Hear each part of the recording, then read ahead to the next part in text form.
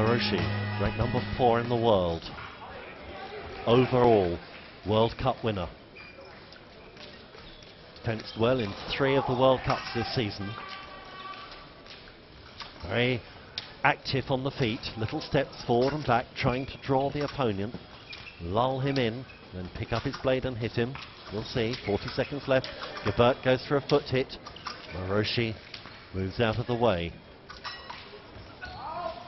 Still very much cat and mouse again. Gebert goes for the foot hit, and it's a double hit. I should think Maroshi will get wise to this foot hit, and he'll look for a counter-attack straight on to Gebert's arm or mask. We'll see, 30 seconds to go. 24 valuable points at stake here, early on in the fencing competition of this 2011 European Modern Pentathlon Championships. 20 seconds. Still very cagey.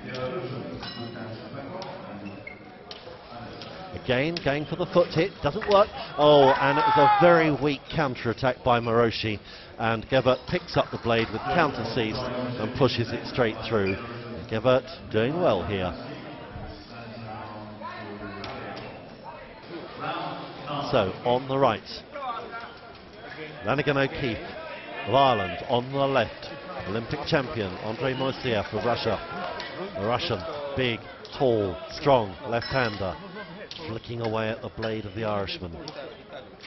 Lanigan O'Keefe, big, windy moves, trying to look to wrap up the Russian's blade. Both fencers moving well, holding a good distance. 20 seconds gone, both experimenting, finding out. Russian moving very well. Big, big, strong fencer.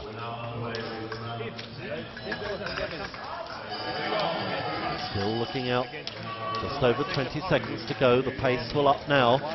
One of them will look to create an opening. And it's the Russian. Long, strong beat on the blade, disengages through, long developing attack, and wins the hit. And he's absolutely delighted with that fight.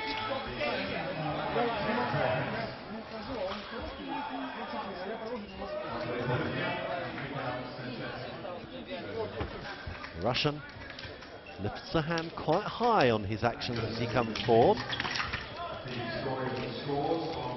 And the Belarusian makes an attack, the Russian parries it. And then there's a remise from the Belarusian, which the Russian thinks was not on the valid target, but the referee has given the hit, and the Belarusian takes the 24 points.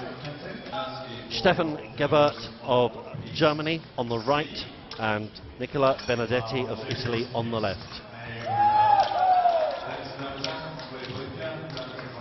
Yes, these two just maintaining distance. Benedetti with the long reach, but Stefan Gebhardt is very experienced fencer. Benedetti just looking to close the distance and find his range. But Gebhardt's been at this job for a few years now, so it's a good tactical battle. And Gebhardt is having a cracking fence today. He's currently in joint second place overall. Oh, yeah, yes, Gebhardt draws Benedetti's attack. He picks up a very strong parry and delivers the riposte straight through. So Gebhardt really in control of that distance. Benedetti wasn't deep enough, and a really good parry riposte. And that concludes that fight. I don't know what the Italian is arguing about. And he's got to be careful here because he's been given a warning card. So that concludes that fight. After 21 touches, Robert Cassar, 7-14, very disappointing for him. So, and Rigo went well in the qualifying for this final. So it'll be interesting to see how well he fences the left-hander. Okay, so we're about to get underway here. Ricardo Rigo of Portugal on the right-hand side of your screen. And on the left-hand side of your screen, we have Robert Kasha of Hungary, the only European so far to have earned a qualification place for the London 2012 Olympic Games.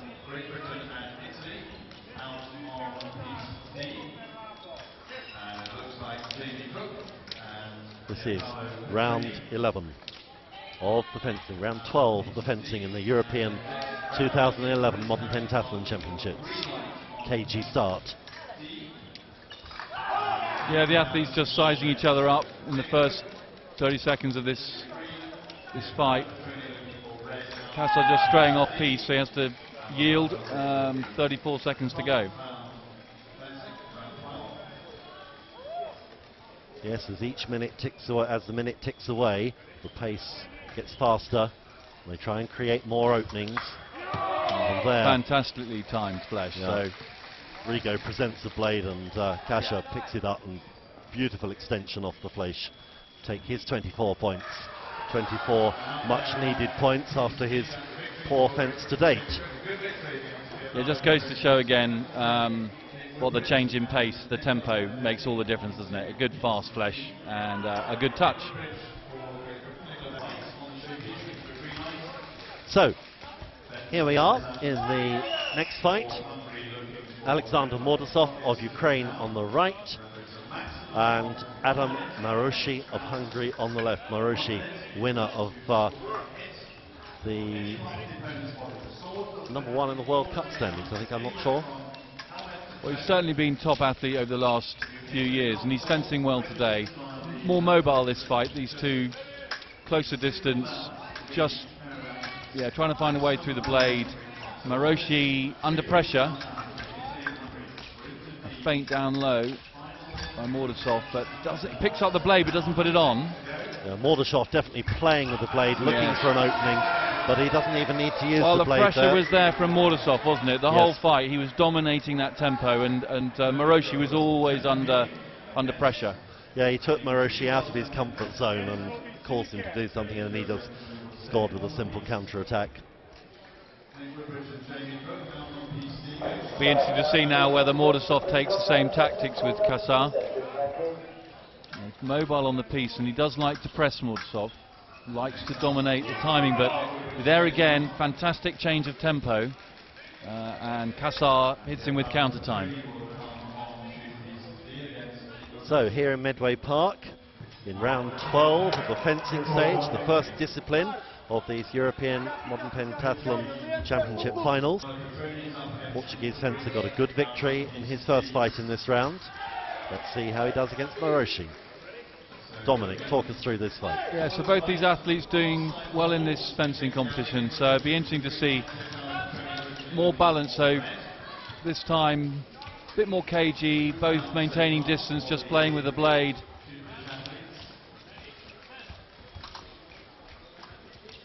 Maroshi will be looking for a timed counter-time move into Rigo as he steps forward in preparation. That's what he prefers to do. But both athletes just sizing each other up in the first 30 seconds.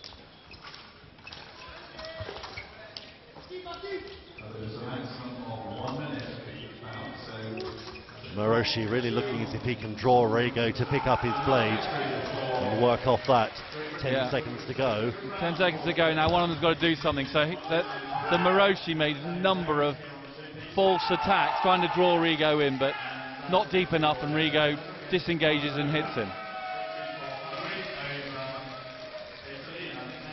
So that completes round 12.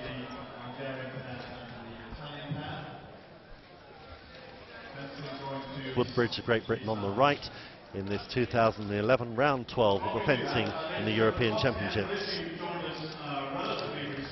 So early in the fight, both athletes just sizing each other up, maintaining distance. Yeah, and Nick didn't quite extend his hand quickly enough, and Mikulik just straightened his arm, and Nick went into him. So good change in pace, but he didn't get his hand going first.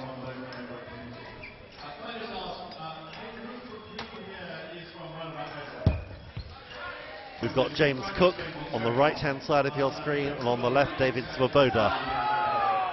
This would be a great win if James Cook could win this. Just needs to be patient and let his opponent make the errors and create the openings. So Jamie likes to press his opponent. Just needs to make sure that in pressing he manages to change the pace. So Mikulik, Svoboda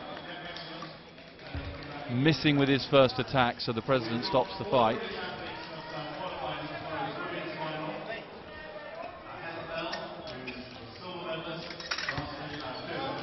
So Cook attacks, it's all one pace, he gets the blade picked up by Svoboda, and the riposte is good. So not a good round for us Brits. And a number of fencers, including Sikorskis, moving ever closer. On the right of your screen, Jean-Maxence Barou of France, the left-hander. Yeah, so interesting contrast of styles here, because Tchaikovsky is very experienced. Will want to wrap this blade up if he can. Barou will want to go using his length, the length of the French handle. Both fencing very much on the left-hand side of the strip, but just maintaining distance and just cautious to begin with. But as Tchaikovsky's attack low, Barou just went over the top. Stop hit. Good win for Barou.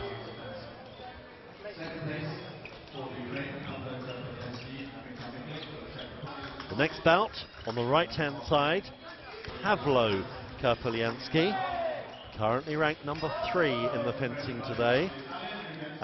He has won 2 of the World Cup stages, one in Chengdu and Greenwich, the fencing stage. And his opponent in this match is Andrei Polivka.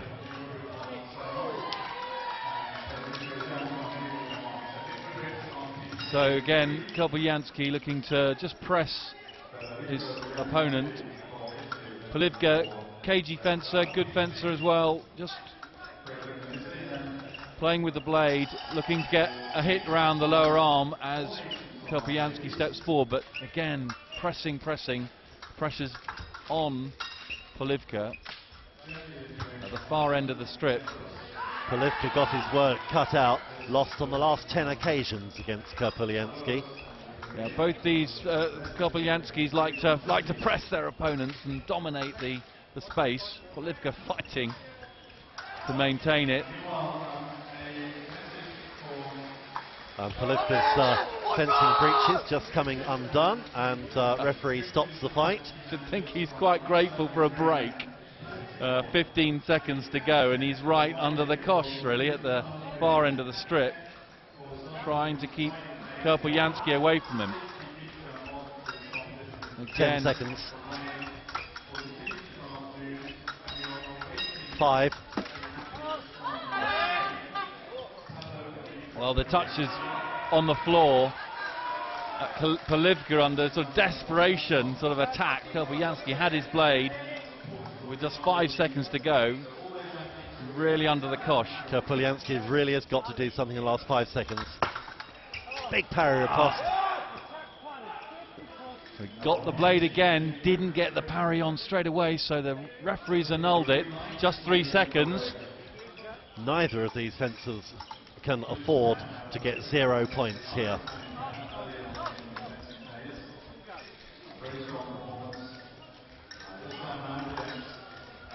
So we'll see what happens now. 3 seconds. Fantastic. Attack comes in under desperation for Polivka, but Karpelyansky is just so long. Yeah, 24 valuable points with just 1 second left. A really good example of how both the Karpelyanskys dominate the space, dominate the fencing strip, and both the Czech athletes have found themselves pinned back